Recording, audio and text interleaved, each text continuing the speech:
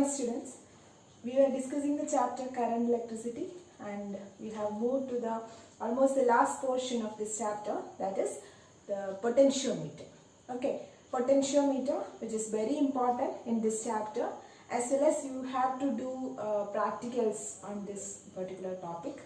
So be careful while I teach this topic as well as while you study the topic, because so many indirect questions can be asked from this section, especially for Viva also so many questions will be asked. So listen carefully. What is a potentiometer? Potentiometer. So from the word itself it is clear, isn't it? Potential or potential difference. So potentiometer is a device which is used to measure the potential difference accurately. Understand? Potentiometer is a device which is used to measure the potential difference accurately. Then there will be a doubt that you already know a device called voltmeter. It is also used to measure the potential difference. Then what is the need of potentiometer, or why we are preferring potentiometer over voltmeter? That is a very good question. So what will be that preference to potentiometer over voltmeter? As I already said one word, that is accurate, isn't it? So in the case of a voltmeter, normally a voltmeter, if it want to measure the correct potential difference, means it should have infinite resistance.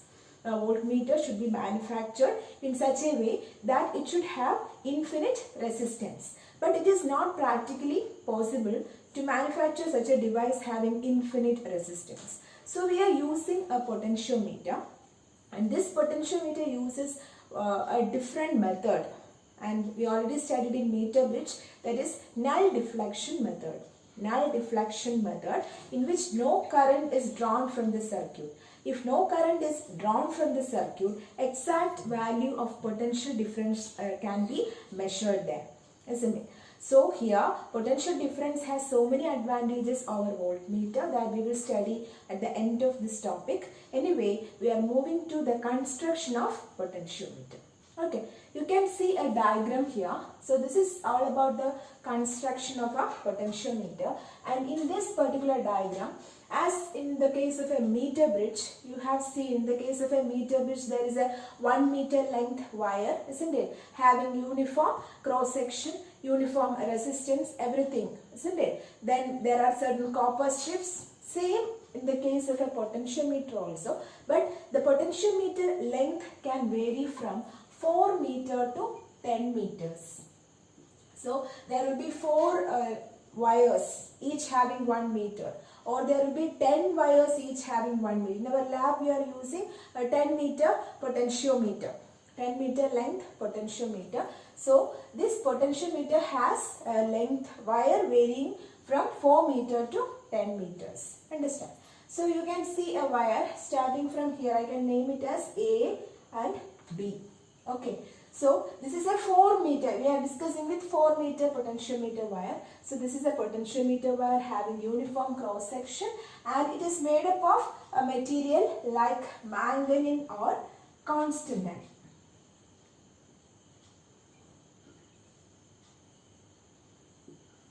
Okay.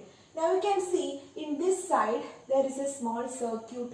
What all things are there in the circuit? This is a cell. Okay. Then cell. Then there is a key.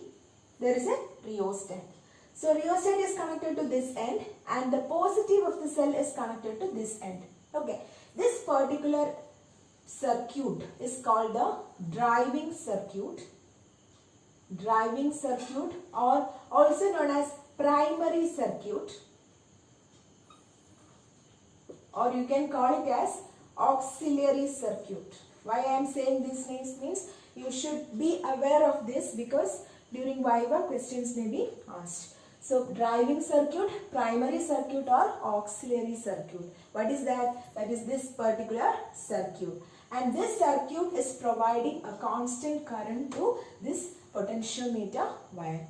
Understand? When we switch it on, this particular circuit, the primary circuit or the driving circuit, is providing the necessary current through this particular potentiometer wire. Okay. Now here at this end you can see a voltmeter. or while we are doing practicals, we will be connecting a galvanometer there along with a jockey which is used to slide over the wire. Okay, so this is all about the construction of potentiometer. So once again, potentiometer consists of a 4 meter to 10 meter long wire having uniform cross section. Then it is made up of a material like manganese or constant and having low temperature coefficient of resistance.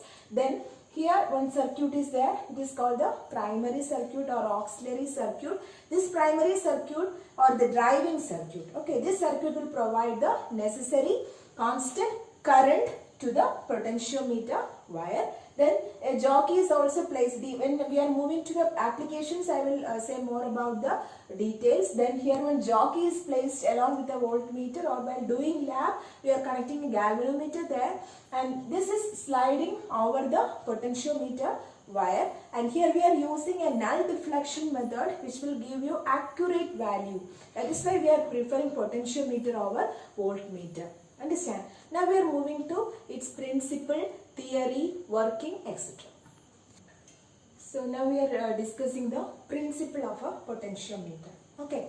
So construction, I think it is clear for you. Once again I will tell, that is, it is a long wire, okay, which is placed on a wooden board and almost 4 meter to 10 meter length. That is what a potentiometer is, starting from 4 meters to 10 meters. Okay.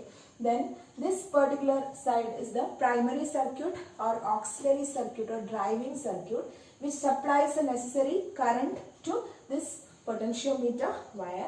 Potentiometer wire is made up of manganese or constant, and you know about that alloys which are having high resistivity, and also that low temperature coefficient of resistance. You know what is temperature coefficient of resistance, we have discussed earlier. Then here this circuit, this is the cell, okay, cell or a battery which provides the current here. Key is there, rheostat is there, this is the driving circuit. Then this is only for just a general diagram only. While we are doing the practicals, we are not connecting a voltmeter. If suppose if you are connecting a voltmeter, means for this particular length, it will give the necessary potential difference. Okay, for a constant current, what about the potential difference for this particular length? That will be given by this voltmeter.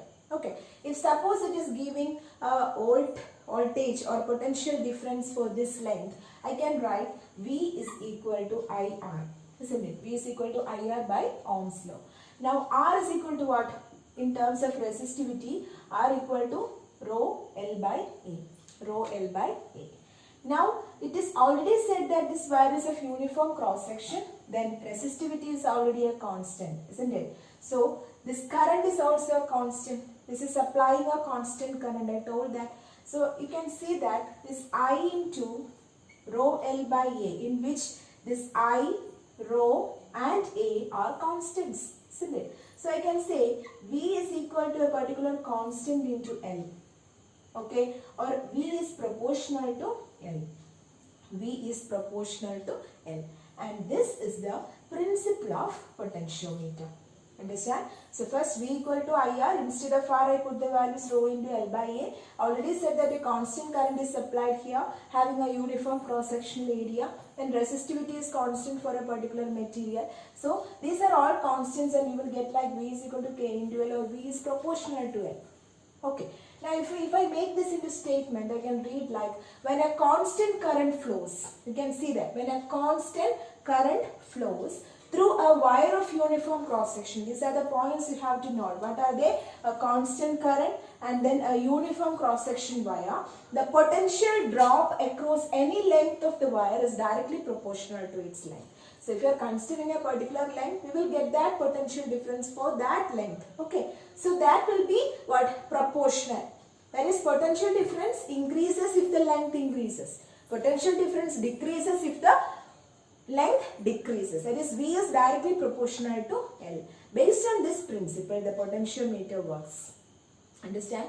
Again, very important. It will be a question like, what is the principle of potentiometer? In the case of meter bridge, what is the principle? It is Yes, Wheatstone bridge. Wheatstone bridge is a principle of meter bridge, whereas in potentiometer the principle is this is very important, when a constant current flows through a wire of uniform cross section, the potential drop across any length of the wire is directly proportional to that length or its length. Understand? So V is proportional to L. So if you are drawing a graph between V and L, what is the shape? As it is a straight line. If V and L are there and you are drawing a graph, means you will get a straight line. Okay. Now you can see here one K.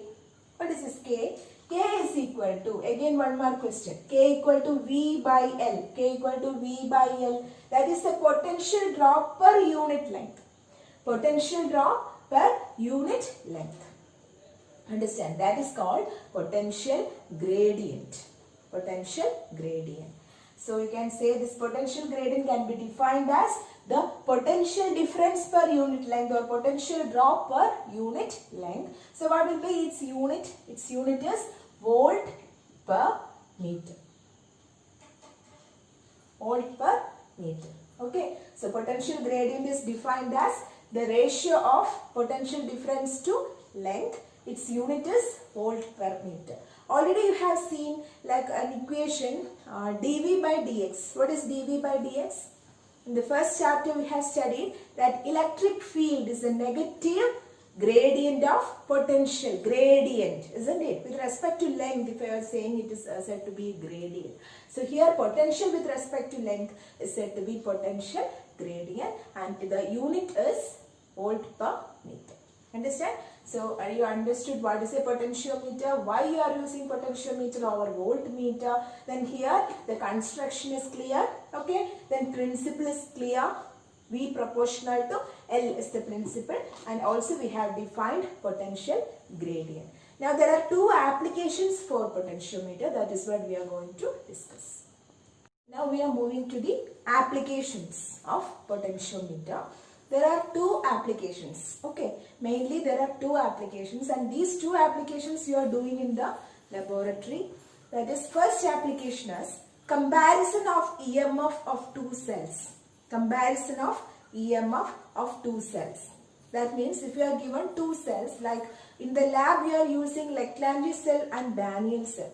Okay, and these two cells are having standard values of EMF. These are standard cells and they are having standard value for EMF. So this value you already know. So that if you are taking the ratio, you will get a value. But we are finding the ratio of the EMF of two cells by using the principle of potentiometer. So what is the principle of potentiometer? The potential difference across that length is directly proportional to length of the wire. That is the principle that we are using, isn't it? So here, this is the diagram for comparing the EMF of two cells. Okay, just listen to the circuit diagram, because this circuit diagram is useful for you in the laboratory also. So listen properly, and the method that we are doing, that is what I am going to explain. So here, this side is called the primary circuit, as already said, primary or auxiliary circuit, which consists of a battery, a key and a rheostat. Okay. Now at this end A, this particular end A, you can see it is connected to the positive terminals of two cells that we are using. If you are using Leclanché cell as well as Daniell cell, the positives or the anode of those two cells are connected to the point A. Understand? Now the negative terminal of each cell is connected to a two-way key. Negative terminal of each cell is connected to a two-way key. Two-way key means if a two-way key is connected to a circuit, at the same time you can interchange the key so that that particular cell will come into the circuit or connected to the circuit. Understand? If I am putting this key here for this particular top one, okay, then this cell E1 will come to the circuit or introduced to the circuit. If I am taking that and putting here, means E2 will be playing its role in the circuit. Understand? So there is a use of a two-way key. Then it is connected to a resistance box. There is a high resistance connected there. Then galvanometer and jockey. Understand? Once again, primary circuit, as you know, a battery, key and a rheostat. in this part, the positives of two cells that we are using to compare is connected. Negatives are connected to a two-way key. Two-way key to a high resistance. A resistance box is there having a high resistance. Then galvanometer and jockey. Understand? In the first diagram you have seen that here some copper strips are there. You know that thick copper strips are connected in meter bridge as well as potentiometer so that the connection gets completed. Understand? And copper strips are having high area of cross section. Okay, that while we are discussing that application questions, I will mention that. So anyway, what we are doing here is you are switching the key first in the primary circuit, then a current start to flow. Isn't it? Now here, this particular cell, that is, for example, if E1 is considered as the Leclanché cell, so Leclanché cell having E1 EMF, then what will happen is this cell is introduced into the circuit. Clear? This particular cell is introduced into the circuit. At that time, you can move this jockey from one end so that at a particular point or at a particular length from the point A, this galvanometer shows null deflection. The same method that you are doing in the case of a meter bridge. Understand? So, first you will switch on this E1. So, Leclanché cell or E1, the first cell is getting introduced into the circuit. Then what you are doing is, you will move the jockey from one end, clear, so that this galvanometer shows null deflection. And at that point, where the galvanometer shows null deflection, you will stop and you will take the reading from the point A. Understand? That is, for example, if A from here it is moving and around 80 centimeter. If you are getting 0 in galvanometer, that 80 centimeter is your balancing length. So you will take it as L1. Okay. So for the first cell, you got a length called L1. Understand? And you know that as per the principle of potentiometer, this EMF E1 is proportional to what? L1. Isn't it? EMF E1 is proportional to L1. Okay. Now the second part is, you will put this key. Put this key here, and so that E2 is introduced into the circuit. Then this E2, for that particular this cell, the jockey is moved again from one end, and at a particular length you are getting 0 deflection in the galvanometer. That length is taken as L2. For example, this Daniel cell, the length is taken as L2. So, as per the principle, E2 is proportional to L2. Understand? Now, taking the ratio, we can write this as E1 is equal to KL1 and E2 is equal to again KL2. Clear? So, if you are taking the ratio, K will get cancelled and E1 by E2 is equal to L1 by L2. So, this is the way by which we can take the ratio of what? EMF or comparison of EMF. Okay, by taking the balancing length for each cell. So, first cell is introduced there by putting the key. Again, second cell is introduced by removing the first one. So, at 2 times you are taking the EMF, okay, of the cells because constant current is flowing. So, there will be no loss of potential. The exact value is measured since it doesn't affect any other thing is affecting. So, here we are getting the null point. One thing you have to remember is if you want to get the null point there, you have to use the cell which is connected in the primary circuit having a greater EMF than the cells that you are using to compare. For example, if you are using a Leclanché cell of 1.1 or 1.2 volt EMF, okay, here you have to give a supply of 2 to 4 volt. Then only you will get the null point. That is one important thing.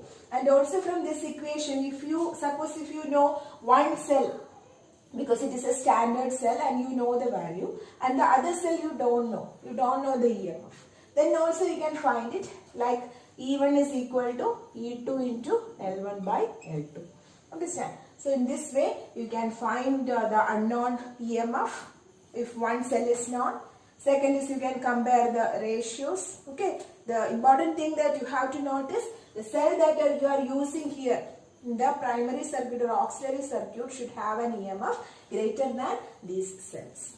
Understand? Now we are moving to the second application, that is to determine the internal resistance of a cell. Internal resistance of a cell. So now we are moving to the second application, that is calculation of internal resistance of a cell using potentiometer. This is also we are doing in the lab. So here a small change in the circuit. The primary, this auxiliary circuit is same as you know. Then here at this terminal A, you are connecting a cell with its positive terminal. Okay, positive terminal of the cell whose EMF is to be measured is connected to A. Clear? Now here a resistance box is also connected with this cell in parallel with this cell, and there is a key. Now this setup is connected to a galvanometer and then to a jockey. Clear? Once again, at the point A, always at the point A, positive of the cell should be connected. In the last circuit diagram also, positives of the two cells along with the positive of the main battery is connected to the terminal A. Okay, here also the positive of the cell whose EMF is to be measured is connected to the terminal A. Then a resistance box is connected, or a high resistance is connected there with a key. Okay, then it is connected to a galvanometer and then to a jockey. Understand? In the last circuit diagram also we are connecting a resistance box or a high resistance, that is to prevent the galvanometer. That means sometimes excess or large currents will flow so that the galvanometer will get damaged. So in order to prevent that, you are connecting a high resistance in the last diagram. Okay. Now how you are going to do here? Listen. First of all, what you are doing is, you will switch on this key so that a constant current flows. Okay. At that time, actually this is in which type of circuit? Open circuit. You know the difference between EMF and potential difference. That the difference that you are measuring, okay, when the circuit is open is termed as EMF, and when the circuit is closed, this EMF will turn to terminal potential difference. You know that. So first, if you are not giving this key, if this key is off and current is flowing through this particular cell, or if the current is flowing through this potentiometer wire, at that time what you are getting is EMF of the cell, isn't it? So you can write it as EMF of the cell is measured first. Clear? What is that particular length is L, isn't it? So E is proportional to L, or I can write E is equal to K into L. This is your first expression. Okay. Now, secondly, you are putting this switch on, or you are switching it on. At that time what will happen? A resistance will be introduced there. So the EMF turned to terminal potential difference. Understand? Terminal potential difference. So at that time also you can measure the length. So it can be taken as L2. This is L1. Okay, L2. At that time it is not E, but it is V. Understand? V. So V is equal to K into L2. So equation number 1, and this is equation number 2. Clear? Once again, E is equal to K into L1. That's the first equation you got. How you got this equation? That is, if you are not switching it on, no resistance is introduced there, so that you are measuring actually, this is in the open circuit form, and so you are measuring the EMF of the cell. So you can write E is equal to KL1 as per the principle of potentiometer. Now the second case is, if you are switching it on, resistance is introduced in the circuit and the EMF will turn to terminal potential difference, which is given by the expression V is equal to K into L2. That is equation number 2. Now you are going to take the ratio. Okay. So the ratio will give you E by V, okay, which is KL1 by KL2, isn't it? Or E by V is equal to L1 by L2. Okay. Now for E, you know the expression, that is E is I into R plus R, isn't it? Internal resistance of the cell as well as external resistance of the cell you are taking. So I into R plus R. And what is V? V is the potential difference of that particular cell which is affected by the external resistance. So if you are giving the values R plus R by R, I get cancelled, right? So R plus R by R. So again I can rearrange the equation, that is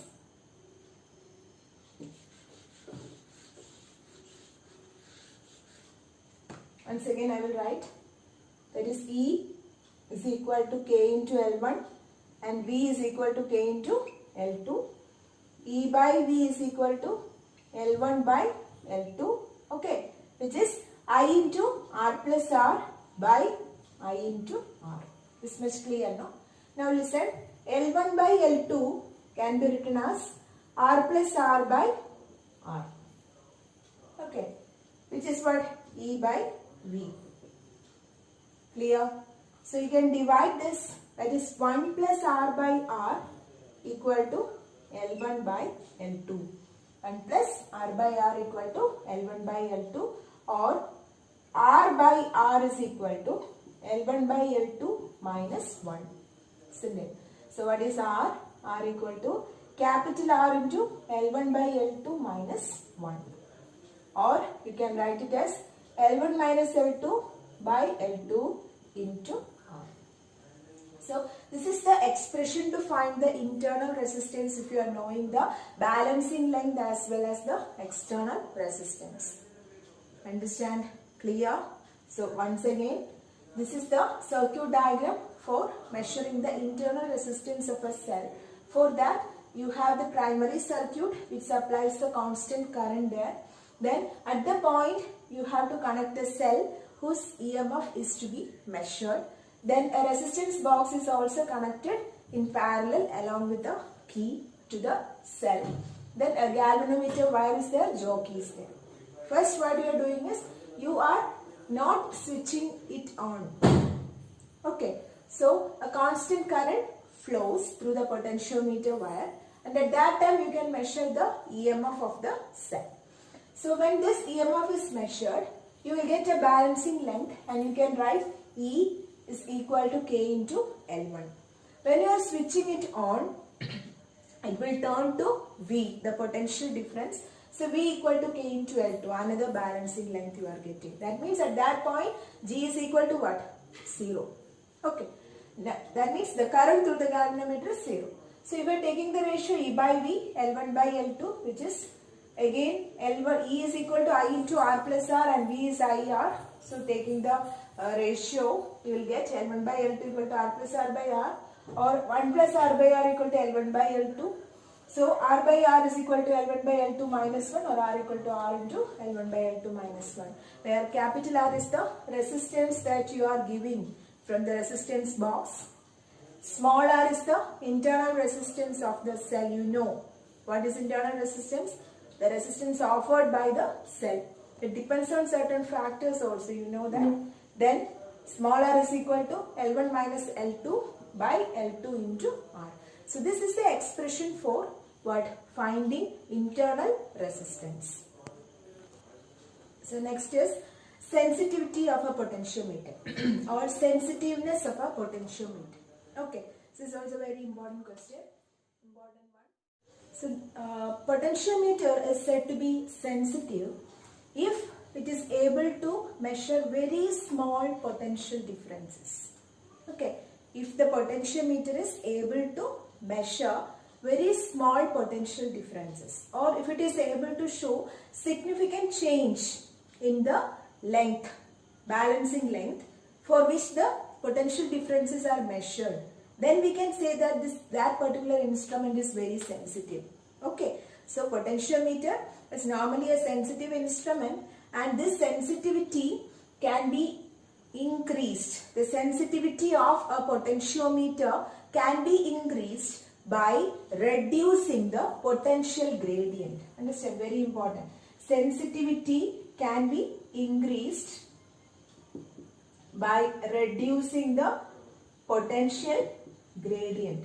I already told potential gradient K equal to what? V by L, isn't it? So for reducing the potential gradient means, for example, for a fixed value of potential difference, for reducing the potential gradient, what will you do? You will increase the length, isn't it? So if you are increasing the length for a fixed value of potential difference, you can reduce the potential gradient, and by reducing the potential gradient you can increase the sensitivity. So what is sensitivity? Sensitivity means it is the ability of the potentiometer to measure very small potential differences, and for small potential differences that is very significant in its balancing length. Understand? That is what called sensitiveness of a potentiometer, and this sensitivity of a potentiometer can be increased by reducing the factor of potential gradient. Potential gradient is given by expression K equal to V by L. So you can see for a fixed value of potential difference, you have to increase the length of the potentiometer wire so that you can decrease the potential gradient. And if you are decreasing the potential gradient, you can see that the sensitivity of the potentiometer is getting higher. Understand? One more method you can say, if the length is fixed, how will you decrease the potential gradient? Yes, by decreasing the current. Okay, that is, your current is passed from the auxiliary circuit or primary circuit, isn't it? So by decreasing the current, automatically the potential will also get decreased. If the potential is getting decreased for a fixed value of length, you can see that what the potential gradient is decreasing, thereby increasing the sensitivity of a potentiometer. Okay, this is also important question, 2 mark or 3 mark question. What do you mean by sensitivity of a potentiometer, and how can you increase the sensitivity? Once again, sensitiveness of a potentiometer means it is capable, or the capability of a potentiometer for measuring very small potential differences, and also it is very significant change in the balancing length for a small change in the potential difference already measured. Understand? Then next is, the sensitivity can be increased by decreasing the potential gradient. The potential gradient can be decreased by 2 means. First one is for a fixed value of length. For fixed value of length, you can decrease the current passing through the potentiometer wire so that the voltage also gets decreased and the potential gradient will get decreased. Second one is by increasing the length. By increasing the length, you can decrease the potential gradient. How will you increase the length? Already I told that potentiometer wire may be starting from 4 meters to 10 meters. So I could say that if you are using a potentiometer wire of larger length, almost 10 meter length, are very, very sensitive potentiometers. Understand? So if the length of the potentiometer wire is more, means it is very sensitive, because there the potential gradient is reduced. If the potential gradient is reduced, sensitivity of the potentiometer is increased. Understand? So that's all about the sensitiveness of a potentiometer. Now you have to compare a potentiometer and a voltmeter. Okay. So why, there is a question like, why do you prefer potentiometer over voltmeter? Or what is the importance of potentiometer over voltmeter? Because both are used for measuring what? Potential difference. Okay. Now, when we are speaking about potentiometer, now you may be able to say, first one is, potentiometer uses null deflection method, isn't it? Null deflection method. But in the case of voltmeter, just the needle deflects and we will take the reading. Clear? So, in the case of null deflection, it is not drawing any current from the cell. It doesn't draw any current from the cell. That is another point. It doesn't draw any current from the cell. But in the case of voltmeter, it needs a small amount of current for its operation. Okay, only with the help of a small current the voltmeter will work. So it needs a small amount of current. So it is drawing current, draws current. Clear? Here now the potentiometer is able to measure the EMF in a open circuit, isn't it? The potential difference in a open circuit, so that you will get actual EMF. Actual EMF is getting here, but in the case of voltmeter, it is actually measuring in a closed circuit, and you are not getting the actual EMF, of the cell.